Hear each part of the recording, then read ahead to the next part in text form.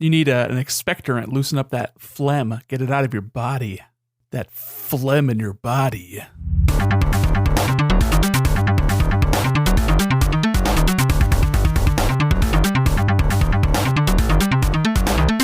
Come on, Reggie, give us Mother 3! Console Crusade podcast, there's a whole 6 minutes of me rambling about me being sick, but I'm not going to put that in this time because they don't give a fuck, Nick, what I am going through. You can't spell preamble without ramble. That is accurate. This is Console Crusade podcast. I'm E.J. Olsen. This is Nick Derive. He's making jokes, and I'm here. I'm still alive. I feel okay. I feel fine compared to where I was last week. We had to take a weird pre-news week podcast thing because I was having a tooth removed and blah, blah, blah. We missed a lot of things that shook Twitter, Nick. Rocked it. Leave it to Twitter to be shook. Dude, well, even the things that we are going to talk about, some of these aren't that big of a deal once you kind of get into it. But again, it rocked Twitter. Like the Microsoft coming to the Nintendo Switch, that was the headline. Xbox Live on Nintendo Switch, ooh! And everyone freaked out. Yeah, leave it to everyone to blow that out of proportions. Totally out of proportion. But it was all over the place. And of course, I'm like, well, we recorded 2 weeks ago to bank a pod, and here we are with all this fucking juicy stuff. Surprise game releases. Fortnite dead. Nintendo doomed. Nintendo doomed. So, okay, we have this beautiful Bible that you provided for us. Provided in every aspect except for I didn't go into the Xbox Live thing. I forgot. That's fine. I'm hoping that you got like an article pulled that has what they posted on the GDC website or whatever that source was. We can make it happen, but I'm going to let you drive this ship here. We got 3 things we're talking about here. Oh, we're talking games we're playing. That's what we're going to do before we get into the news. Let's do a rundown. What the heck's been going on? I've been playing some games. Oh, how have you been playing some games? I played a lot of games because I was fucking homesick for literally a whole week. I missed a whole week of work. Yeah, you're laid out. I mean, that could just mean office time for you. And when I say that, I mean the office.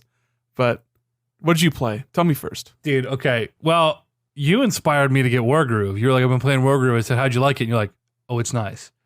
I said, it's nice? You're like, it's like Fire Emblem, but Advance Wars. And so I watched 2 reviews, and I said, fuck it. I'm going to get it on a whim, okay?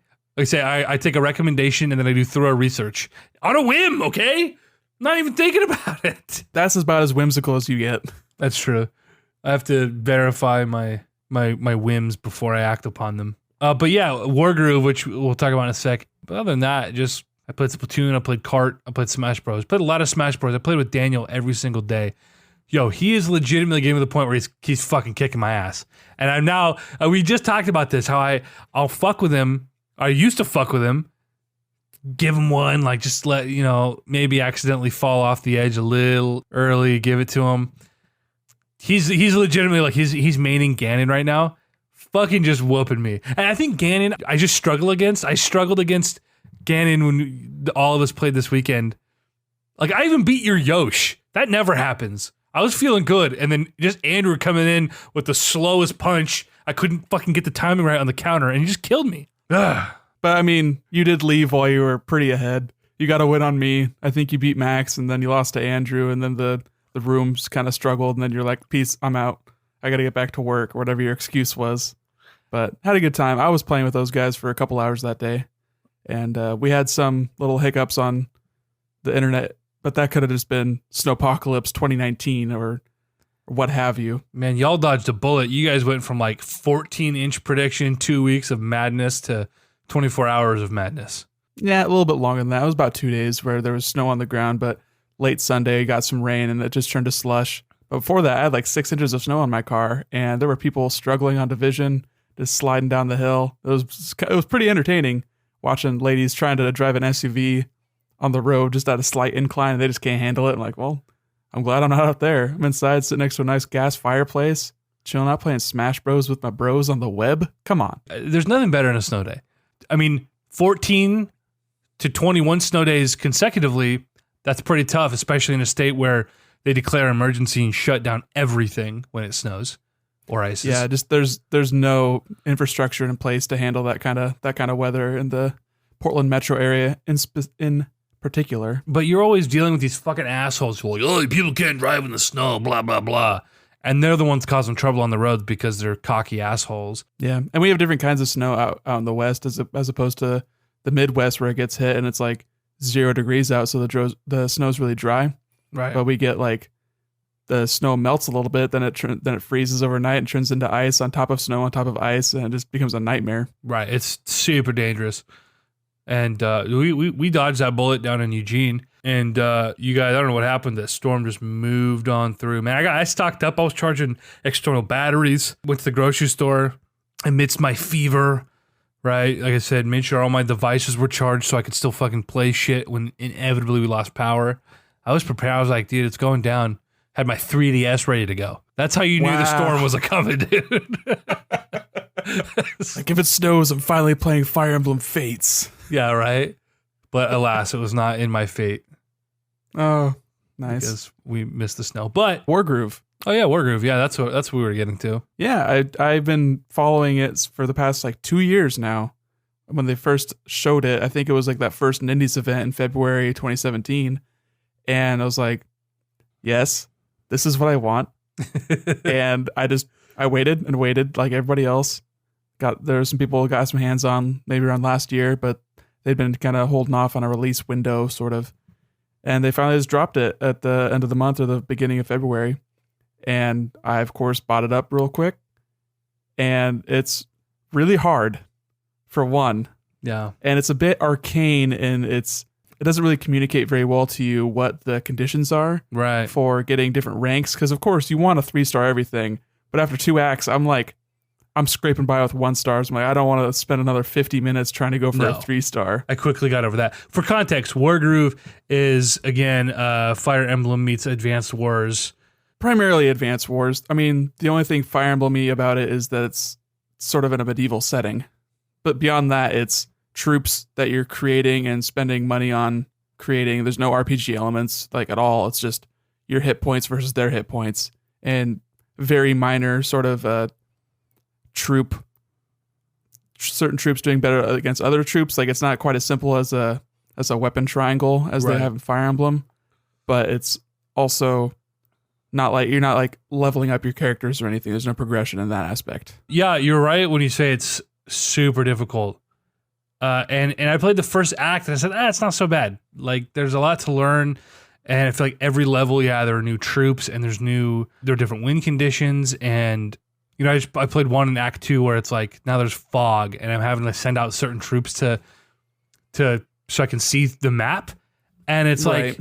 But those guys take damage really easily, and it's like it's just so many. You're spinning so many plates trying to get a grasp on this game, and all the while it's like if you make literally one wrong move, like you're gonna die. It's not gonna happen for 14 turns, but you're gonna look back and say, turn 7, that's where I fucked up. If I would have done this, then I could have done this, and you're retroactively playing this game of chess, unraveling all your fucking mistakes. You're like, oh no, what did I do? I gotta tell you, man. I'm still enjoying it very much. Like all day I've been thinking about it. I can't wait to crawl into bed at like 9, a little early tonight, and just like play one level, which takes about an hour. But there's nothing more disheartening than getting an hour into a level and realizing I'm going to lose. And unluckily for you, there's no like mid-match saving.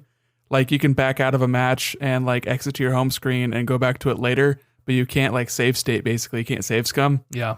And that's really disheartening, especially when you say the matches take so long. But I think they've outlined some stuff they're going to be updating in their next patch. And along with that is, so currently if you change because there's like a really in-depth difficulty scaling where you can change the amount of damage your opponents deal, the amount of damage you take. It's like, there's a bunch of different sliders you can mess around with. How much but if you money turn you your difficulty down, that kind of stuff. If you turn any of that down, you automatically max out at getting 1 star from a match. Yeah. Which is a bummer. But they're changing the way that scales. They're adding more UI to it so that you know a little bit more easily what troops are better against what other troops. And they're also adding to the levels. They're going to say how many turns it'll be for you to get a 3-star or a 2-star or a 1-star, which would be really nice. So I'm not like, oh, I hit 20 turns and I'm automatically not going to get a 3-star. So why do I keep playing? You can back out and just start over again if you want. Right. And it seems like the star system is based purely on the amount of turns it takes you to win, not based on your troops defeated or troops lost or any of that kind of stuff. It's just how many turns it takes to win. So I think my main problem is I've been playing too defensively. I've been trying to just win through attrition, and it's not rewarding me for that. And it's also making the matches last even longer. So I want to go back in with that knowledge in mind and see if I can play more aggressively and get some 3 stars where I was previously getting 1 or 2. So I don't like the level rank system. I don't like it because I feel like this game especially really pushes me to think strategically. A game like Fire Emblem, it gets to a point where I'm just min-maxing the best combinations, the best weapons with the best character, the best abilities. More of a power fantasy. You're just like steamrolling over the opposition at a certain point. There is one right way to do things in those games, and the type of guy I am, like that's my brain I want to figure out what's the optimal way to do this. And that's one way to play, but it also means there's only one way to play for me. That can get to a point where, especially like Fire Emblem Awakening, for example, dude, the last couple missions of the game, I rolled out 4 characters, I paired them up and had 2 units. Fucking cleaned the final 3 boards with 2 units. Like, it's absurd, right? And so you're really taking the strategy out at that point. I feel good doing that because I grinded and I put the work in to make these characters. Right. It's what's fun about RPGs is getting so strong that the opposition doesn't matter. This game is purely tactics, and there's so much to think about. And like I said, you're spinning so many plates. That's really rewarding for me. Like, I really enjoyed, like, last night, for example, I just started Act 2 when they introduced the fog, and that map was so hard. My brother Andrew is stuck on the same. It took him 3 or 4 tries. Yeah, 2-2 is a hard wall. 2-1 is like, this seems pretty tough, but then 2-2 is really, it's pretty fucked up. Oh, great. That's what I'm gonna do tonight. Because it introduces like the idea of like choke points, and that on top of the fog of war, and the opponent commander is really finicky and he'll like run away a lot, and it's super annoying. So it's hard to like get a force to overwhelm them, which is what I was doing because I didn't know that the stars were purely based on turns spent. So it's tough. Yeah. Well, that's when it comes to the stars per level or whatever, so last night I played the first time. It was level 2-2 where there's choke point on the bridge that separates where my barracks is and where their barracks was at. Sorry, I'm having a stroke.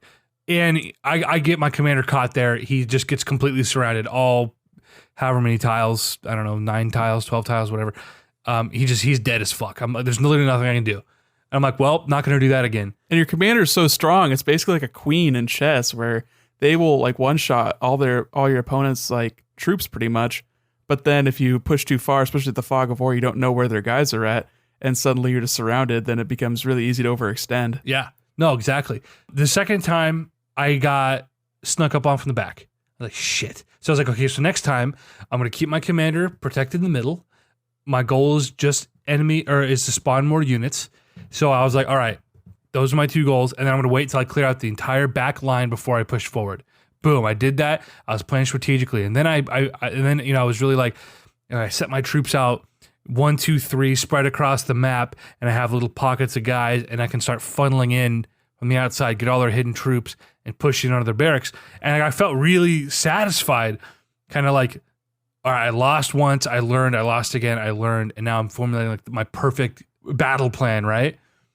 And I do it, and I got 2 stars. But the satisfaction of actually learning as I go and progressing, and then effectively, completing a mission just to get to the end of it and say, oh, I did something wrong. Like, how could I have done that better? The level tiers, I feel like it's punishing me.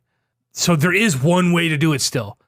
All that strategy, all that mixing and matching and experimenting, there's still only one optimal way to do this to get the 3 stars. And I don't like that. I just wish that was gone and not polluting my mind, because I see it. I'm like, I got to play it again. I got to do it again. I got to get 3 stars. Not to mention you spend those stars unlocking other like game modes and stuff. What the fuck?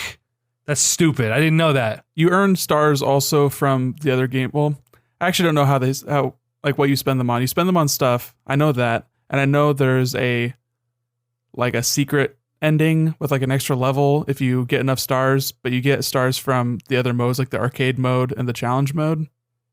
And those are like, the challenge mode is like, you have one turn to solve this problem.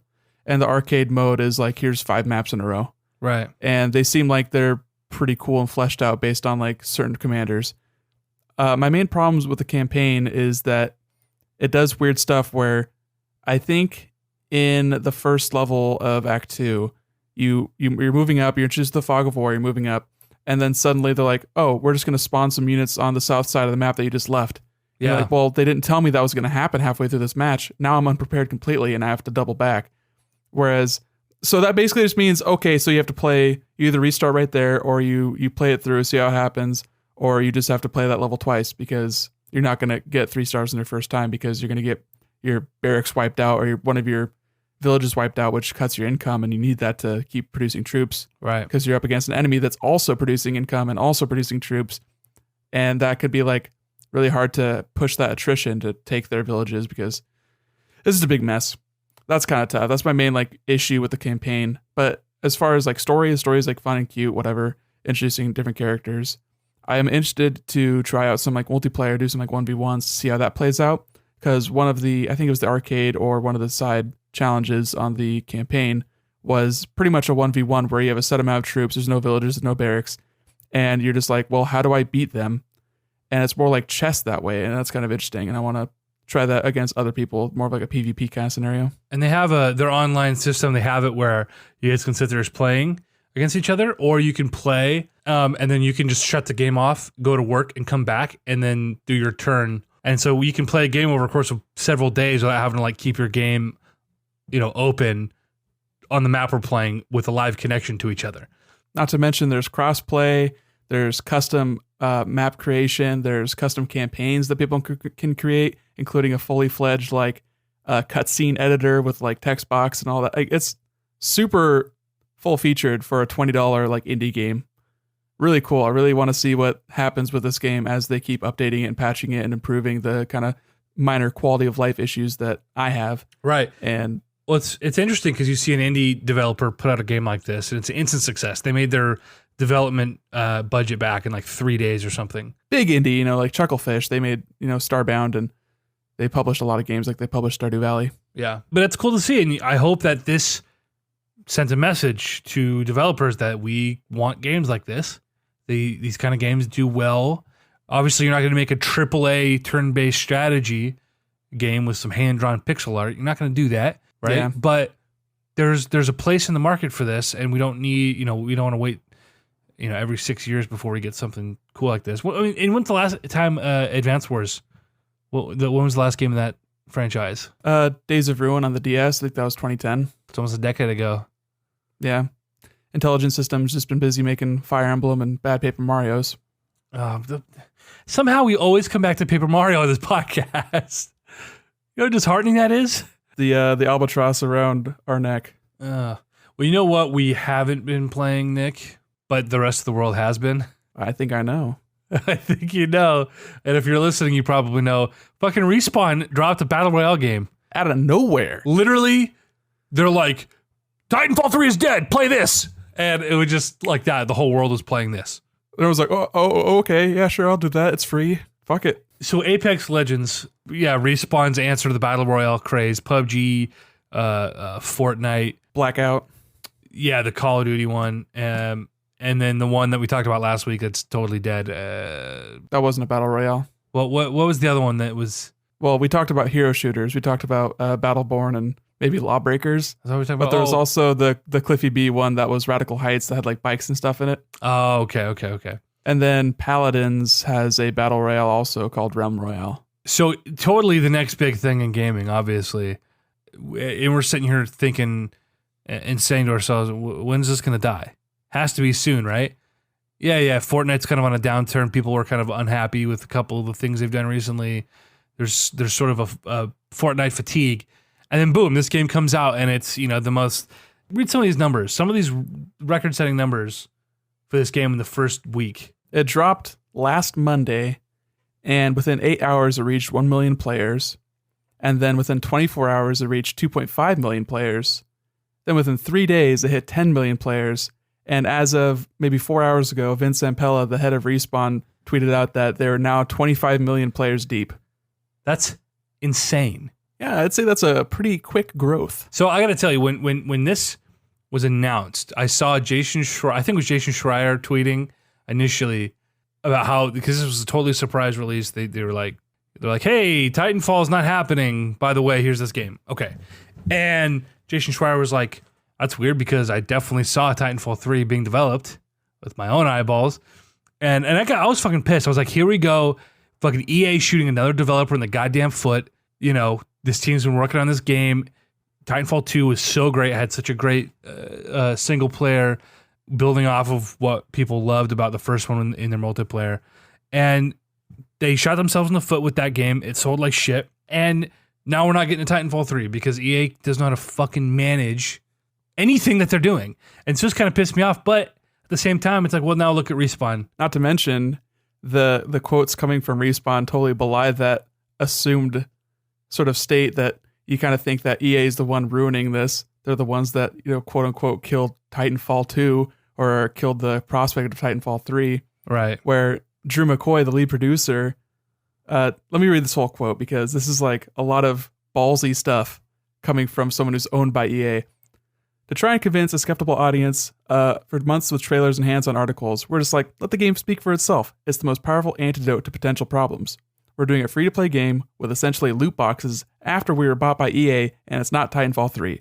It's the perfect recipe for a marketing plan to go awry, so I have that. Let's just ship the game and let the players play. The world thinks we're making Titanfall 3, and we're not. This is what we're making. Oh, dude. Like, they wanted to do this. Yeah. They had this plan. They're the ones that said, let's put this out now, up against Anthem that's coming out in 2 weeks. Or maybe not up against, but in concert with. It could be beneficial to it, and for many regards if they cross-promote well. And I've also read that they were the ones that wanted Titanfall 2 in between Battlefield and Call of Duty. So, like, who knows? Respawn's ballsy. They're ex-Infinity Ward guys. They don't give a fuck. They, like, we have confidence in our product, and whether or not that's earned is, I mean, it reviewed well. I don't know if it sold particularly well, Titanfall 2. It did not. And this seems like it's doing extremely well. Yeah, well, you know, and I guess at the end of the day, if they're developing a game that people are playing, they're making money, they're happy. Yeah, who are we to judge? I mean, neither of us are going to play a Battle Royale anytime soon. And you might have been excited for a Titanfall 3, but Titanfall 2 didn't sell well, so maybe that's why they didn't go for a 3. Maybe they were just pushing that off for a later date.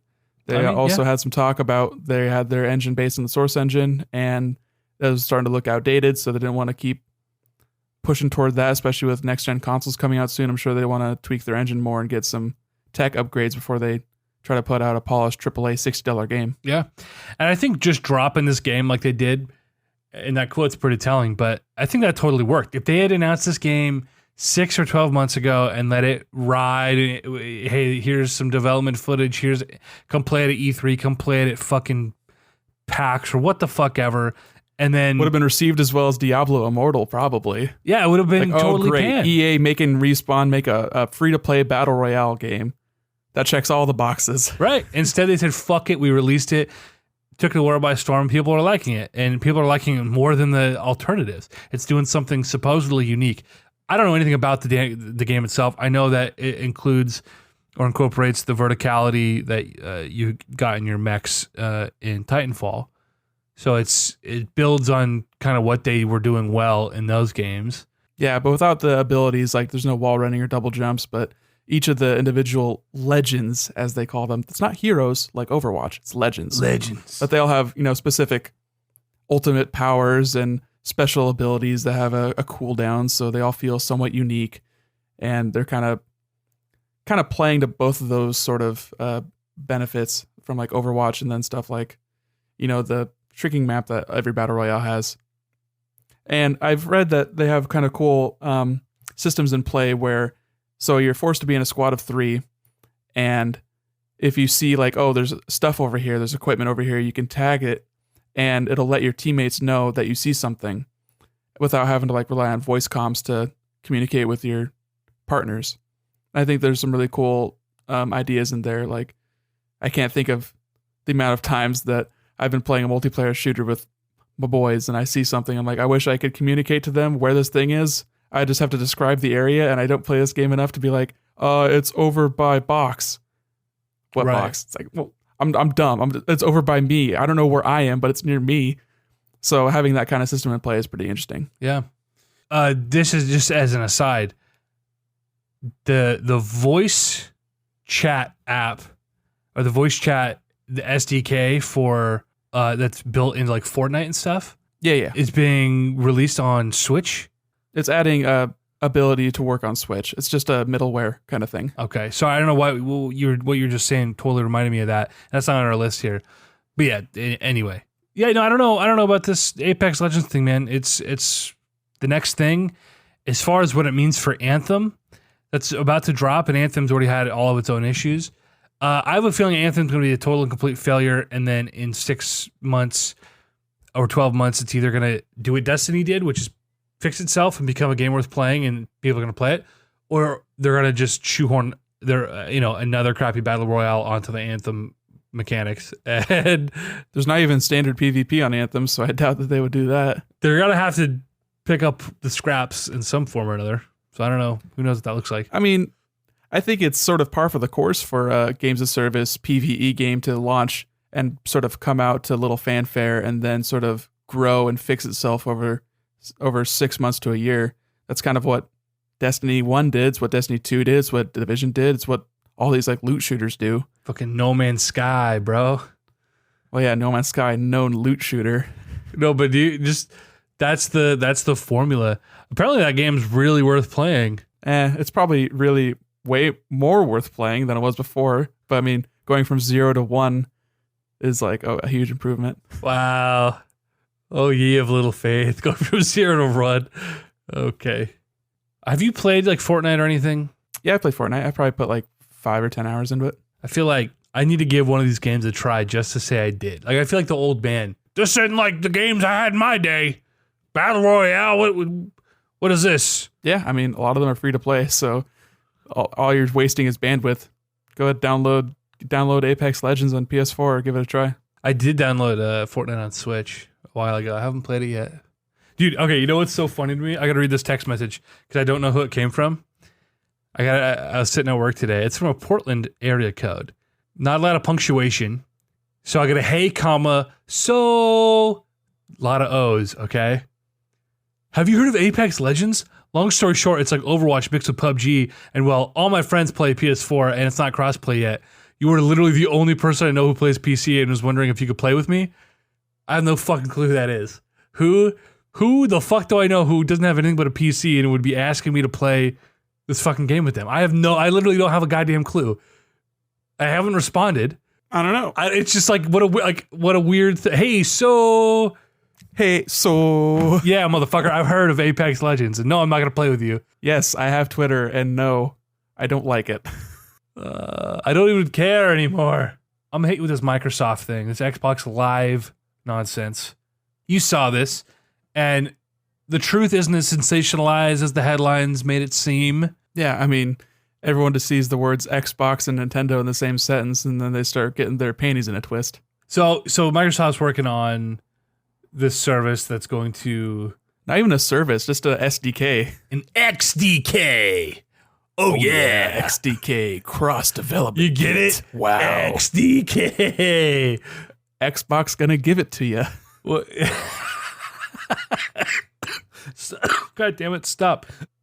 And what it's gonna give to you is friend lists and achievements. Oh my God. So they're when they came out and they said what it was going to allow them to do, it was pretty funny. They're like, Xbox Live is expanding from 400 million gaming devices and a reach of over 68 million to over 2 billion devices. Like 2 billion devices. That sounds good.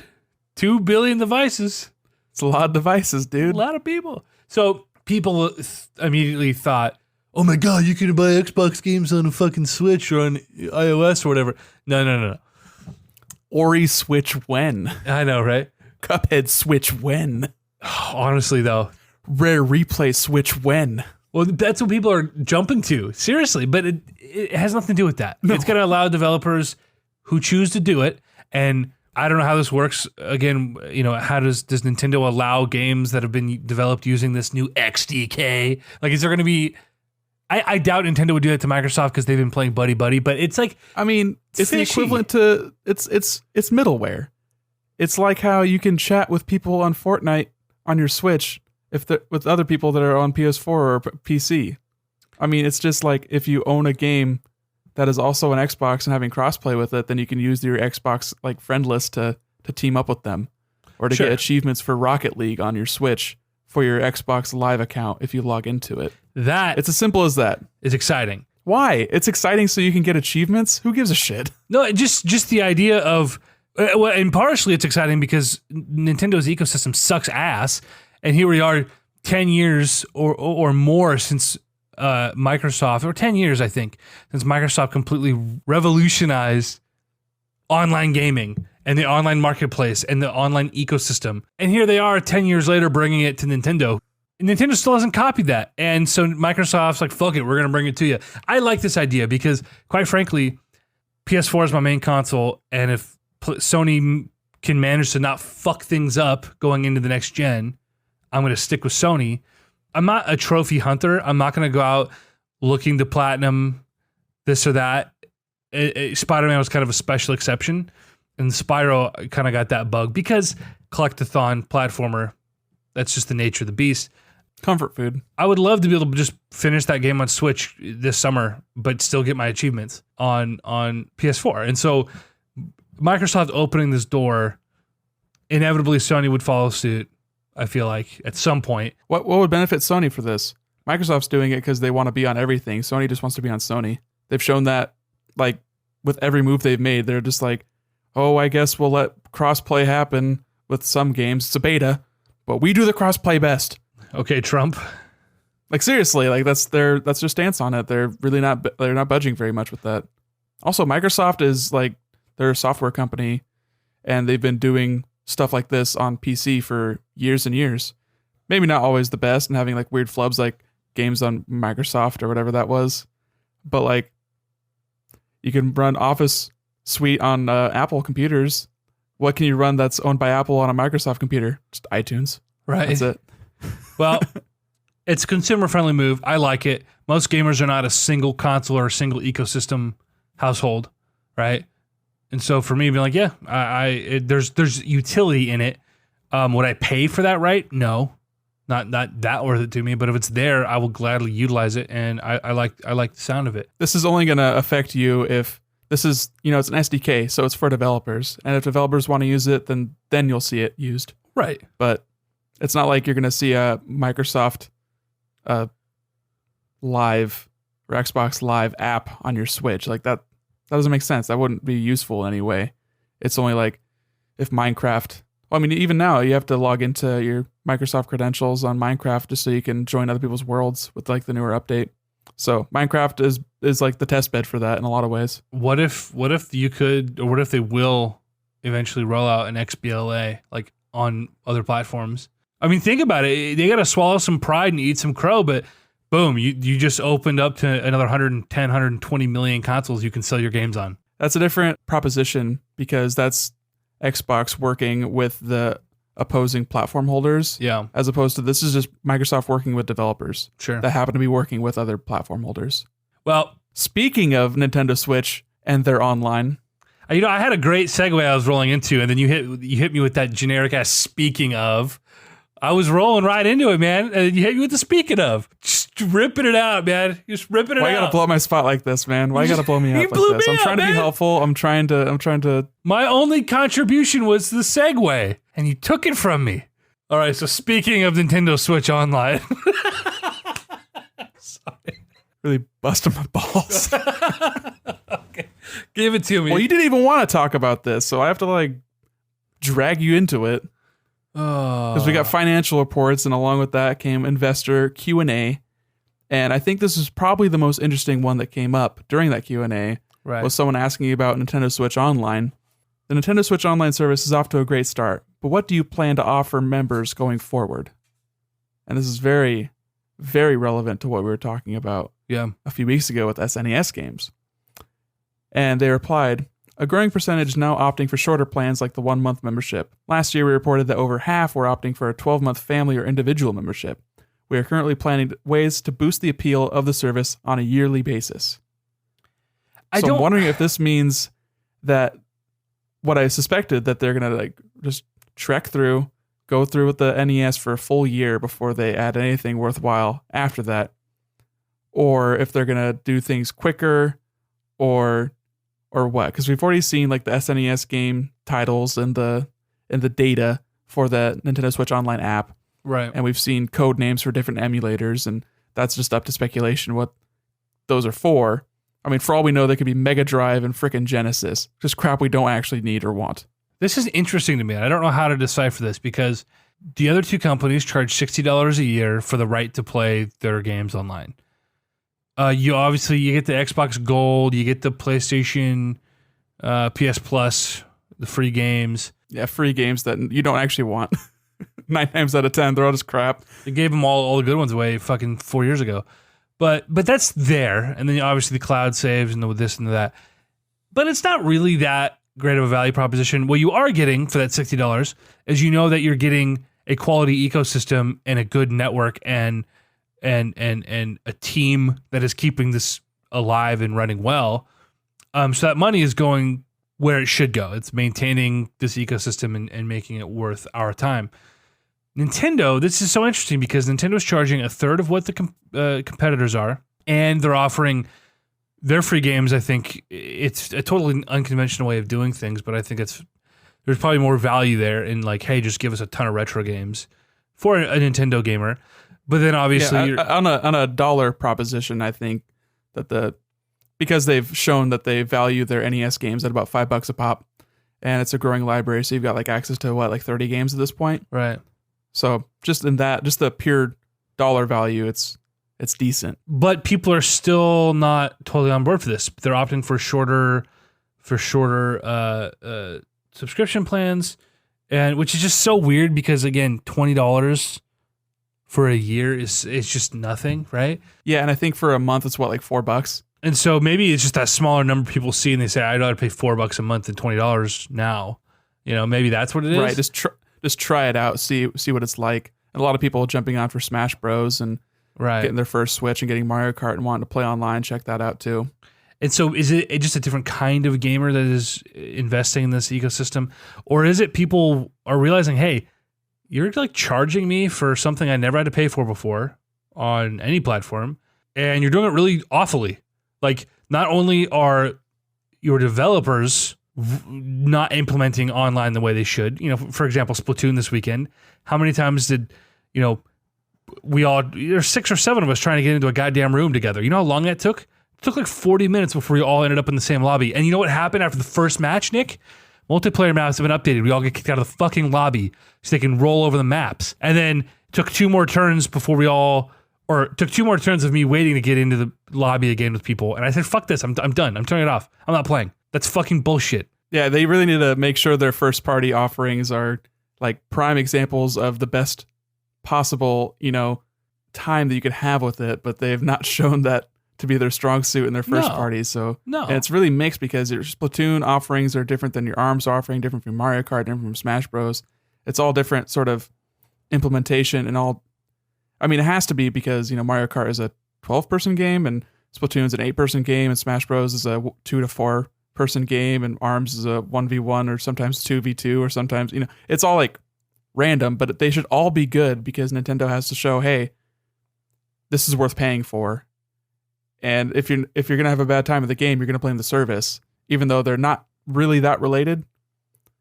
But people can't understand that because from a consumer perspective, if the game's not doing it right, then it's the fault of the service also. And the service isn't very good, you know, on its own. There's no voice chat. There's no message system. There isn't even a proper friend system. Like it's just not very good. And suddenly we're paying for it. And so I wonder if people are realizing that. For me, it's like, yeah, the service is shitty as it's ever been, but I am a crappy consumer and I would rather play my games. And, you know, like our buddy Drew, friend of the podcast, still hasn't bought the online. like just being an obstinate fucker. Like, and good for him for sticking to his principles. Like he is voting with his wallet, and that's what I'm always saying you should do if you really believe in something or don't want someone to do something shady or some anti-consumer practice. Like, good, you're voting with your wallet. Is he just being a lazy fucker? I don't know. I don't know which it is, but I tell you, I miss playing Splatoon with him. Leaf and I are always bugging him. It all bears out to the same effect in the end. Right. Last thing on the list here, I don't know, man. There's been a lot of talk in the industry with Rockstar and overworking people and pinching pennies, and then Telltale imploding last year.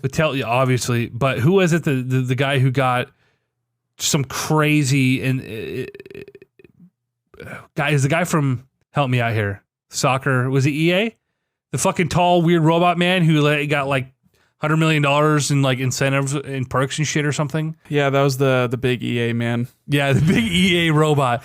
And so the newest thing here we see is the Activision-Blizzard just gave this crazy bonus to their CEO, and meanwhile everyone's reporting these layoffs that are happening. Yeah, I mean, that's not entirely related, but it is a good sort of visualization of how well the people higher up are treated and how poorly the people lower down are treated.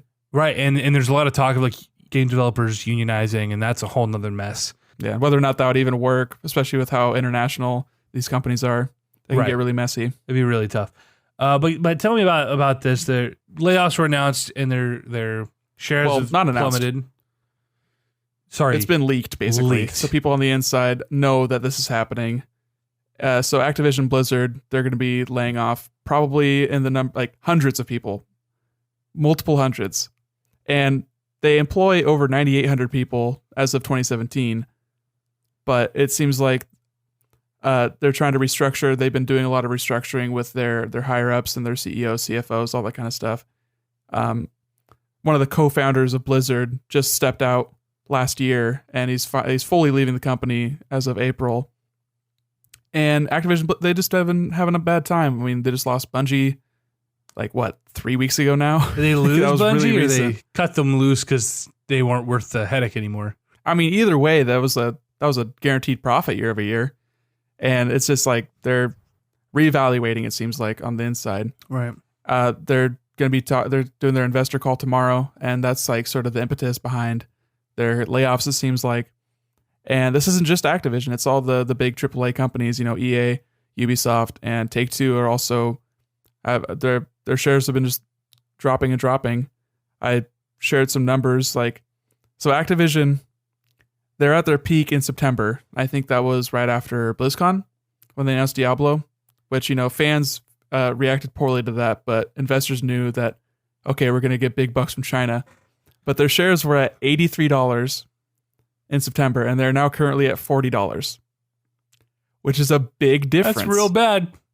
I shared with you in our little chat a screenshot of their 5-year sort of trajectory of their shares, and it's a bit, it's crawling up, getting real high, and then just dropping right at the very end.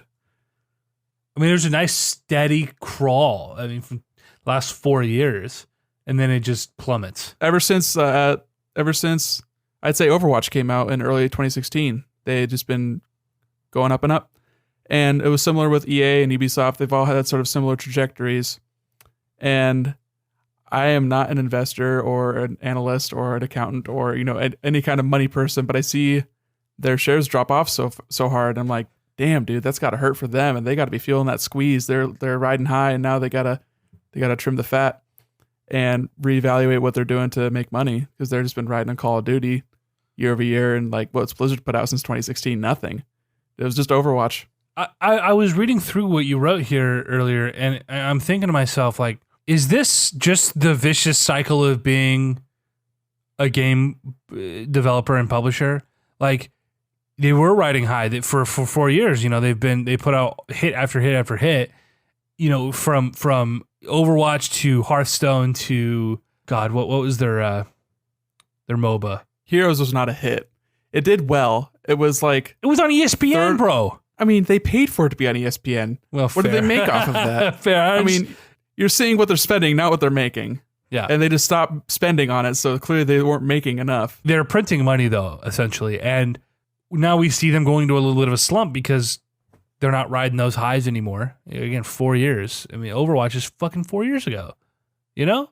3 years ago, but 2015? 2016. April 2016. Oh, really? I swear to God, it was like fall 15. Okay. All right. Time flies when you don't know what's happening in your life. 3 years. So is this just the next cycle? Like they're not printing money anymore. And so they're going to enter a lull here while they think of the next big thing, hopefully, right? And they develop their next set of whatever's next for them.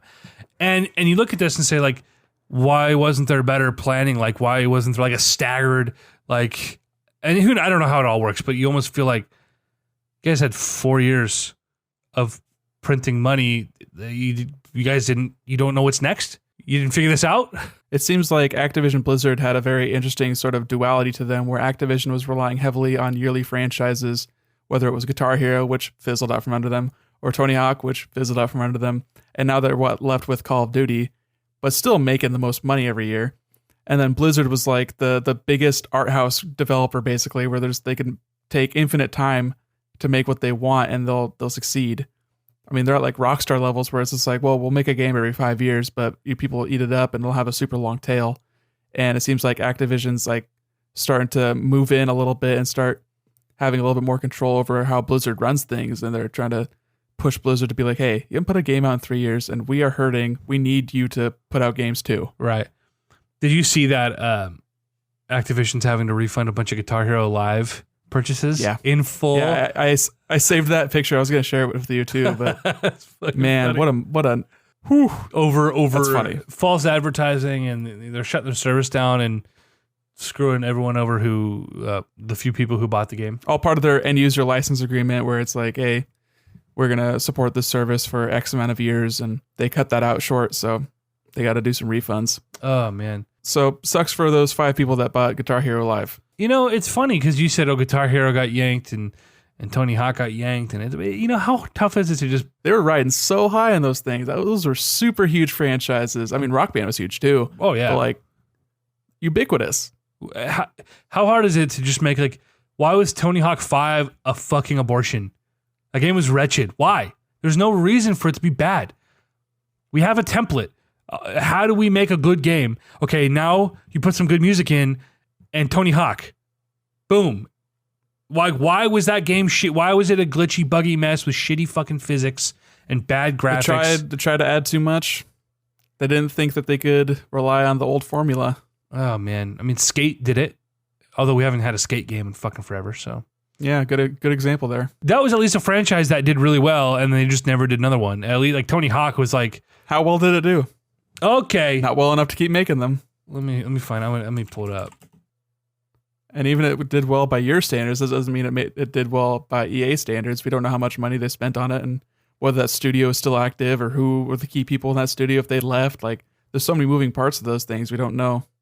I can't find sales numbers. Reception was very high, but anyway, whatever. I think it did the normal, like the first one was good, the second one was better, and the third one was getting worse. Well, Skate 3 that did really, really well. That's the one that I remember. Okay. Yeah. I figured it was like every other franchise where it was like 1, 2, 3, you know, Assassin's Creed. Oh God, Ubisoft is releasing a special edition of Assassin's Creed 3. You see that's coming to Switch? Yeah. Who cares? Yeah. 3, the one nobody wants. Well, it's frustrating because the third one, I played, I enjoyed.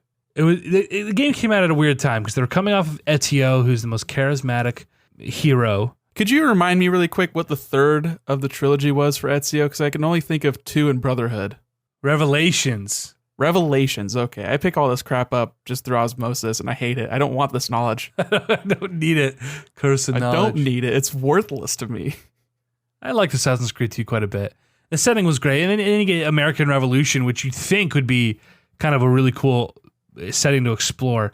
Well, then it's like you realize, Boston's kind of flat, and it's not really fun to run around as an assassin. You start as one character, then you play as his weird son, And then, oh, he was actually a Templar. Oh, no, that was the... I don't know. I feel like they lost the plot pretty quick with those games. The game pretty much... Well, here's the thing. The Templar, present day versus assassin, whatever, that's all just ancillary to... Like, it's there, it sets up, and it's a through line through everything. It has to be there. But you're playing Black Flag because you want to play a pirate game. You're playing any of these because you want to play a period piece with some interesting mechanics. They've really backed off. Like the Ezio trilogy, like the present day stuff was really, really key. They've really pushed that to the back burner in recent releases. But Assassin's Creed 3, I'll sum up like this. It culminates in Paul Revere riding on the back of your horse, telling you which houses to stop at. Thrilling. It's not great. That's not great. That's what I come to Assassin's Creed for. Horse riding. Right. No shit. Nick, I'm going to wrap up the podcast because my fucking throat hurts. It's 8:30. I still have to pack for Vegas.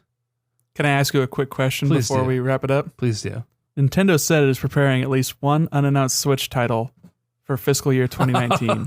Yeah. So after April. Yeah. That the fans would be delighted to know. Is this Mother 3, yes or yes? 100% not Mother 3. And if it is Mother 3, by some weird off chance, it is going to be a completely butchered, neutered abomination of the game we all have all come to know and love over the last decade. Oh, and a yeah. half. Oh, So it's yeah, not, who probably. cares? It's not, it's, I don't care anymore. It's, unless they just do the brand translation, which they'll never do. It didn't matter.